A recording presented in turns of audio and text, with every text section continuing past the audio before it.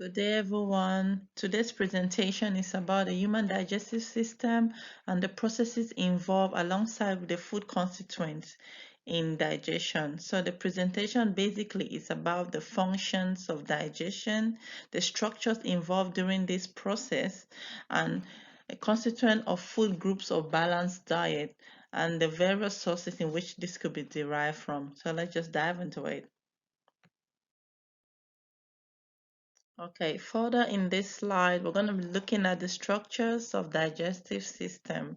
These are the structures involved in digestion, whereby food starts a mechanical and a chemical breakdown from the food, from the mouth and channels all through the other organs and finally entered at the anal canal. So the basic structures involved here are the mouth, the pharynx, esophagus, small intestine, the stomach, the large intestine, and finally the anal canal. And the next slide, we're going to be talking detail on some of these aspects. Right here, we're going to be talking about the functions of digestive system. So we're going to start first of all with the mouth which encloses the teeth and the tongue, whereby digestion commences here by the chewing of food, which is made into small bolus. That's mashed food secreted by the saliva. It is then passed down to the pharynx. The pharynx is another organ which receives the moist bolus through swallowing and pushes the food down to the epiglottis. From the epiglottis, it passes down to the esophagus. The esophagus is a narrow channel connecting from the pharynx to the diaphragm.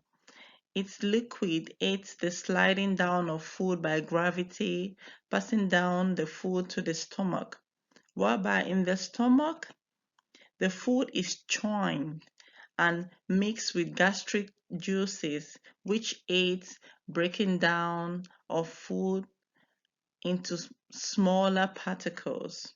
There's also the hydrochloric acid, which helps in digestion, found in the stomach, and also the destroying of bacteria. The remains of the food is further passed down to the small intestine, which is just about 6 to 7 meters long. In this channel, there is the and absorption of fluid and necessary nutrients, and digestion takes place further in there. In this channel, there is the division of three. In the small intestine, there are three layers which are known as the duodenum, the jejunum, and the ileum. The food is further passed down to the large intestine. The large intestine, which is approximately 1.5 meters, has three sections. These sections are called the ascending section, the transverse column, descending column, and finally the cecum. In the large intestine, there is the absorption of vitamins from the remains, and the rest is pushed down into the rectum. Rectum stores some of these feces, which is further passed down to the anal canal for excretion. We're going to look further into that in the next slide. Yeah, we're going to be talking about the mechanical and chemical processes in digestion. For the mechanical process, which starts in the mouth, it involves the teeth, whereby the teeth breaks down the food into smaller particles called mastication. So that process is known as mastication. In the mouth, the food is broken down with the aid of the saliva from the salivary gland. And an example of a typical meal which is going to be used during this digestion is bread and spread butter or cereal.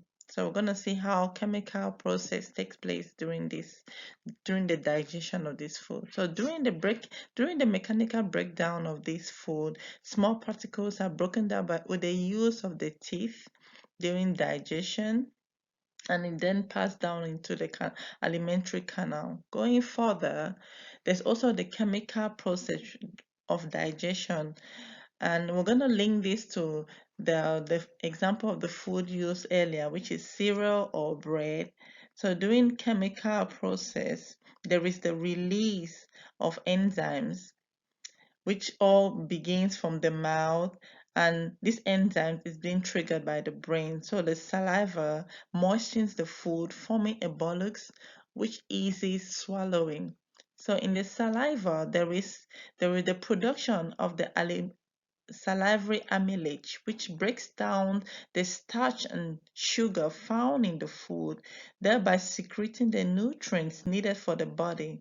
So the amylase secretes the nutrient, and the remains is being pushed down to the alimentary canal or to the end of the process.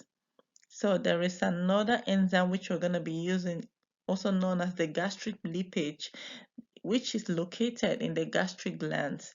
This enzyme helps in secreting or absorbing nutrients from the broken food being received earlier, and passes the remains of the food to the stomach. There in the stomach, there is also the absorption of fat and lipase, and the broken down of food is later on passed onto the larger intestines. So we're going to be going further in looking at some of the aspects of digestion.